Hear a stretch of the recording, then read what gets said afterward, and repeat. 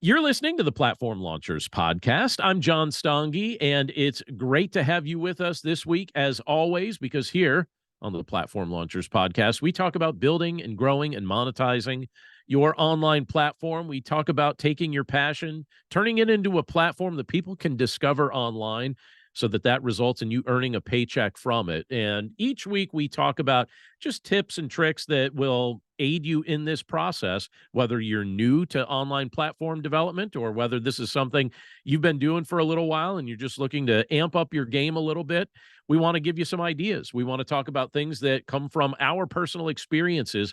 And we hope that some of the things we talk about here really do help you in this process, because I know that a lot of times when we're trying to develop things online, we have a lot of questions. And so this is where we try to answer some of those topics. Real quick, before I get into this week's topic, I just want to invite you to stop over at platformlaunchers.com. We had a very big spike today in just visitors to our website, which was really exciting. I was excited to see that. So I don't know which of you shared content from our website, if it got shared somewhere, linked somewhere, indexed somewhere, or even just word of mouth is helping the site to grow. But we had a nice spike in visitors today. And I want to invite you to stop over at platformlaunchers.com, where you could get some of the freebies we have over there. We have our 21-day platform development planning guide that'll help you plan out your online platform. You can find a free copy of that right on the homepage of the website. And if you click the membership tab on the website, you can take a free 2-week test drive of our monthly membership, which is called the Members Club. The Platform Launchers Members Club gives you access to our members, lets you jump on our live calls and our lunch and learns, gives you access to our full video library and access to the launch plan course. Lots of benefits that come with it that will most certainly help you with your online platform. And we'd love for you to check that out. Again, you can take a free 2-week test drive of our members club, and that's right at platformlaunchers.com, and you can click the membership tab on the website. Now, this week, we're going to be talking about mentorship. And this is something that I imagine that all of us have thought about in one way or another. Maybe some of us are mentors for others. Maybe some of us can point to other people that we consider good and helpful mentors to us.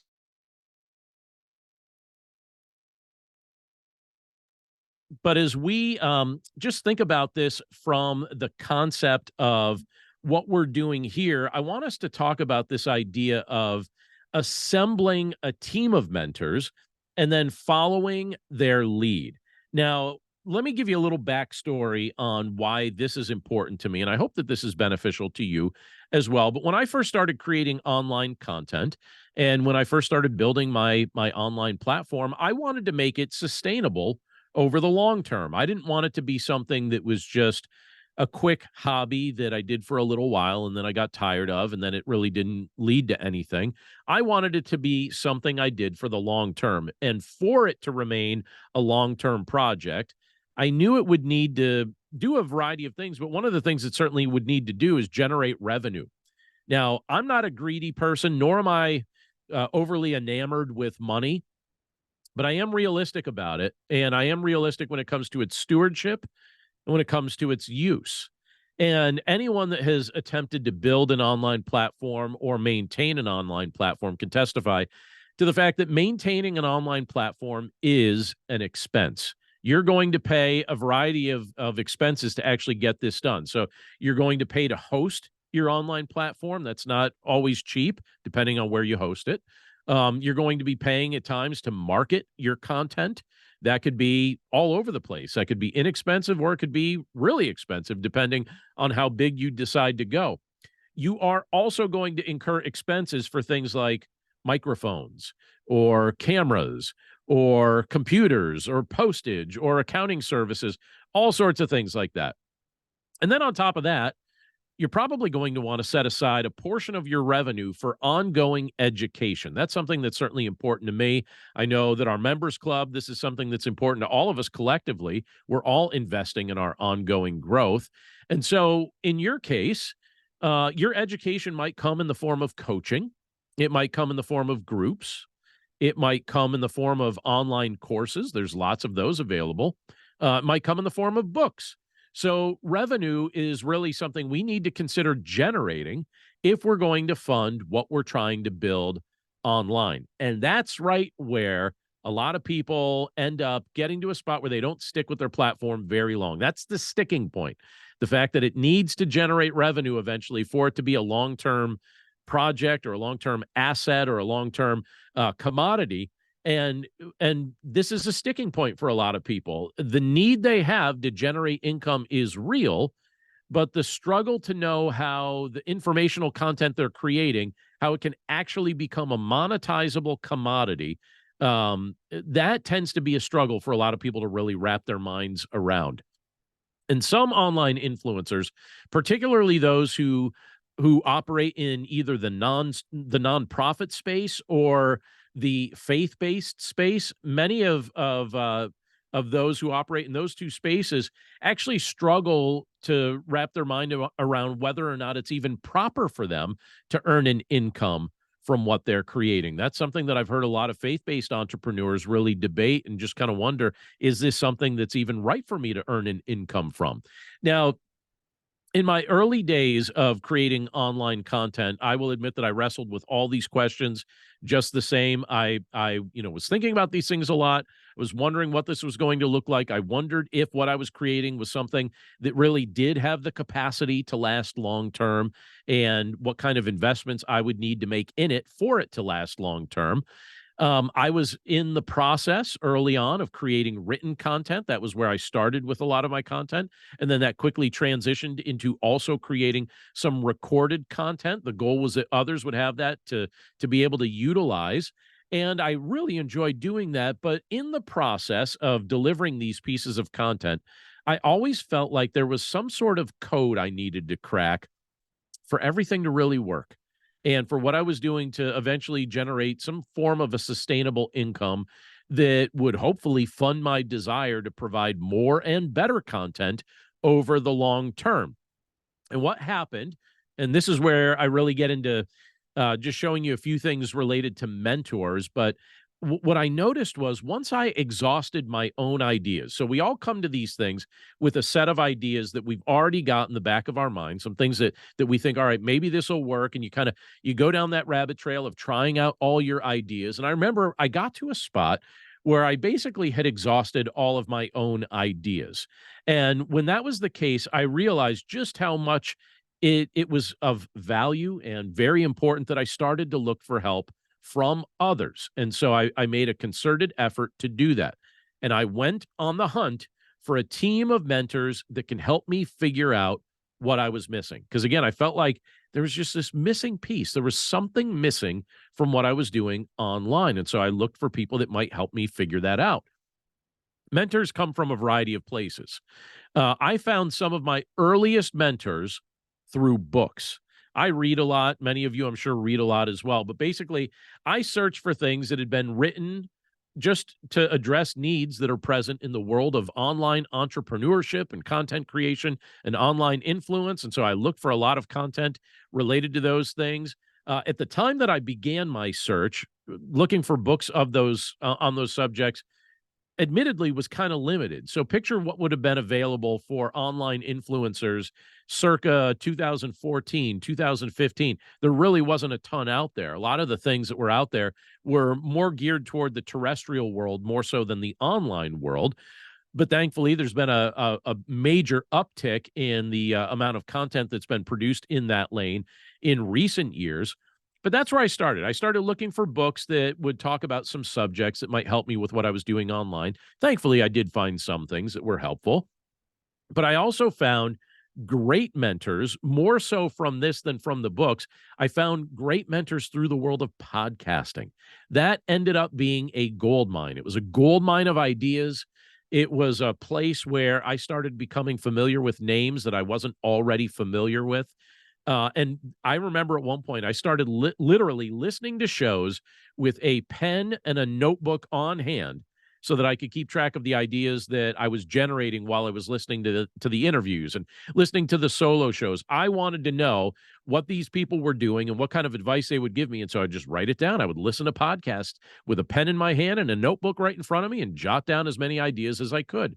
And then from podcasting, those podcasts eventually led me to looking more to YouTube for a source of information. So on YouTube, I would find additional long form content from different people that I started to consider mentors to help me in the online space, different content that was being created by other entrepreneurs. Admittedly, at least at first, I didn't use the information I was finding from YouTube quite as much as I used the content that I'd found in books and podcasts, but I definitely found it to be a helpful supplement. Now, the interesting thing is, at present day, I actually use YouTube a lot more than I did then. And again, YouTube is one of those areas where I could see, just like books, content creation has really grown there, speaking to some of the needs of online entrepreneurs. And so there's a lot more there to use. And I think that's probably why at present day, I use it a lot more than I did initially. But I did find some good mentoring content through utilizing YouTube. But then YouTube and podcasts and books collectively eventually started leading me to different online groups that would speak about some of these subjects. Now, it's one thing to be able to consume content, and many of us do that. We get it from our podcast, books, YouTube, wherever, whatever sources you're getting your content. We consume the content, and it's one thing to be able to consume content, but I've learned it's another thing altogether to be able to interact with mentors and like-minded groups of entrepreneurs. And so what I ended up doing, and this had a huge benefit on helping me to scale what I was building, but over the years, I joined several groups and I derived benefit from each one of them. They were all different. They all had a different emphasis. Some of them I was in, at different times, several all at once. And I found them all beneficial in their own way. And the neat thing was, being part of these groups, it created a desire within me to engage not only with the leaders of these groups, but with other people that were in the groups. And so we would engage in all kinds of ways. But the nice thing was, when I was engaging with those mentors, it was more face to face. Now, typically these groups meet on Zoom, they're online groups, but there's face to face interaction where we're responding to each other's thoughts and questions. And then likewise, the same was true with different people that were in the groups. And so it gave me access to a whole bunch of people that provided ideas and inspiration. And then from those groups, the next step that I started looking for mentors from was through coaching. And I'll say this about coaching. I don't know if you're watching us on YouTube right now, if you're listening via the podcast.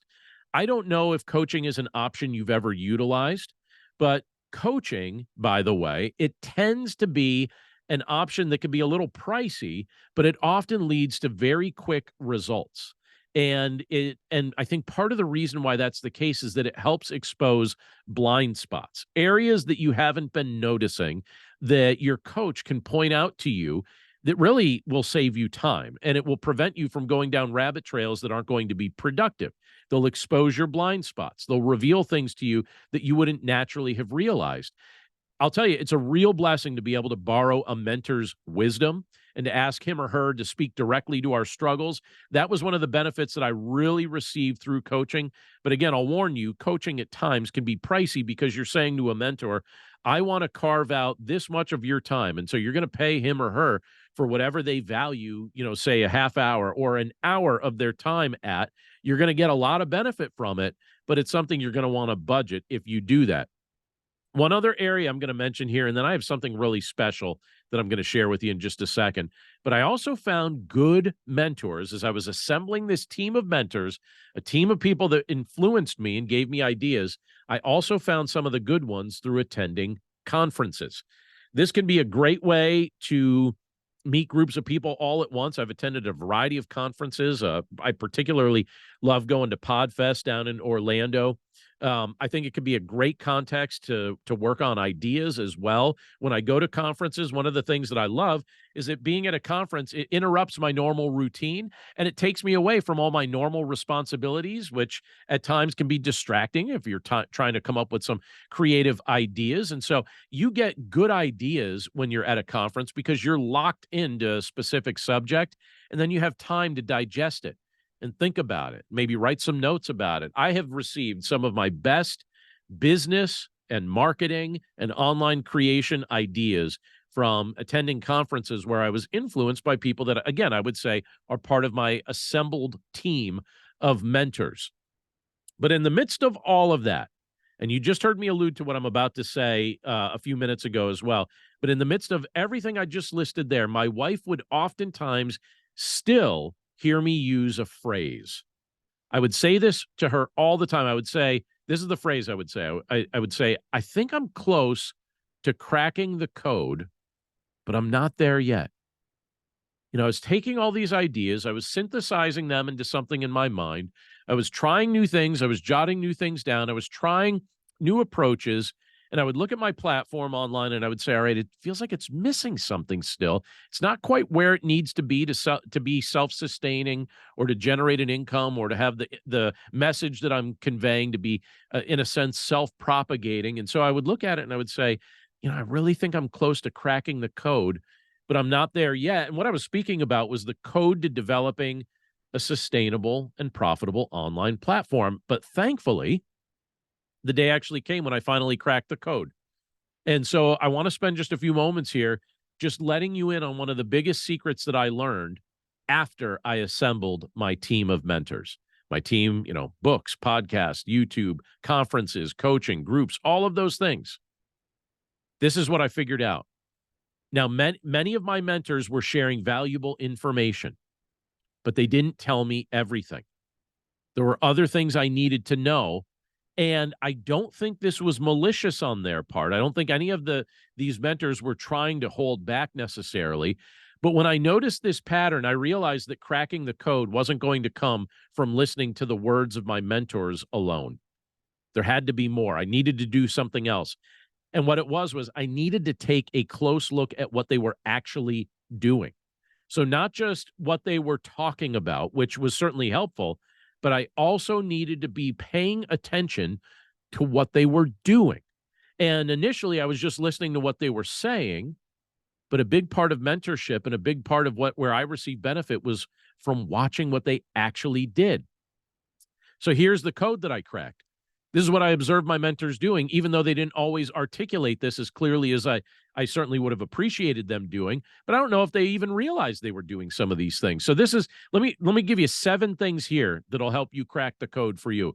Number 1, this is what I observed from the people that I look up to in the online space.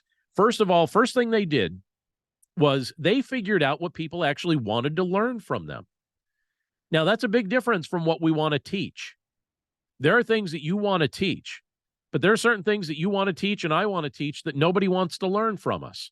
And if we try to teach what nobody wants to learn, don't be surprised if you don't gain any traction because it's not what people want. And if you're not listening to what people want, then there's just not going to be any steam or momentum to what you're doing.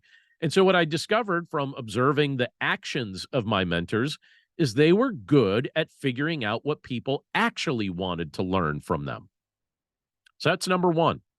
Number 2 is I noticed when I listened to their backstories, many of them started serving people for free until they got good at what they were doing. So they didn't start off, many of them, charging fees for what they were doing or anything like that. They just served people for free and got the reps in and got good at what they were doing and eventually turned what they were doing into more of a sustainable business. But initially, many of them just started serving people for free until they got good at doing it. Third thing I noticed was this. They started producing free content and making themselves visible on other platforms. So they didn't have platforms of their own necessarily set up. So they'd produce free content and then make themselves visible on the platform of other people. And that started getting their name out there. A fourth thing I noticed that many of them were doing was this. After they started producing free content, then they started creating their own products and services for people to purchase. So it started with the free content and then transitioned to their own products and services after they had gained some visibility through creating free content and showing up on other people's platforms. But then, number 4, they started creating their own products and services for people to purchase. Number 5 is this: they established their authority in their niche and made themselves very easy to find. They started to become known for what they were doing and what they were teaching, and they made themselves very easy to find. You didn't have to go searching for them. They basically came to find you.